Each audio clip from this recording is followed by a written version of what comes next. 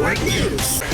Patay ang isang babae motorista matapos bumangga ang minamanaw nitong motorsiklo sa nasirang dump truck. Ang insidente ay nangyari sa kahabaan ng Tayabas Pagbilao Road, Sitio Pag-asa, Barangay Bukal, Pagbilao, Quezon. Sa inisyal na investigasyon, ang dump truck na kargado ng graba at buhangin ay patungong Tayabas City nang maplatan ng dalawang kaliwang gulong nito. Bumangga ang sinasakyang motorsiklo ng biktimang online seller na si alias Ethel ng Barangay Bigo, Pagbilao, Quezon sa kaliwang likurang bahagi naman ng truck. Sa lakas ng impact ay nagtamo na matinding pinsala sa ulo at katawan ang biktima na naging dahilan ng kamatayan nito. Napag-alaman na ang hazard lights ng truck ay gumagana at nakalagay umano ang early warning device sa 2 metro ang layo sa sasakyan, pero nasira ito ng daanan ng motorsiklo kaya nawala sa nasabing lugar. Batay sa naging assessment ng mga investigador, nagkaroon ng kapabayaan ang tsuper ng truck sa hindi nito pagparada ng sasakyan sa mas ligtas na lugar at sa sobrang tagal nitong nakatigil sa nasabing area. Wala naman nakita lisensya at hindi rin naka-helmet ang biktima. Patuloy sa investigasyon ng mga kapulisan sa pangyayari, maaaring maharap ang suspect sa kasong reckless imprudence resulting in homicide and damage to property. Kasama mo sa Aramen Calabarzon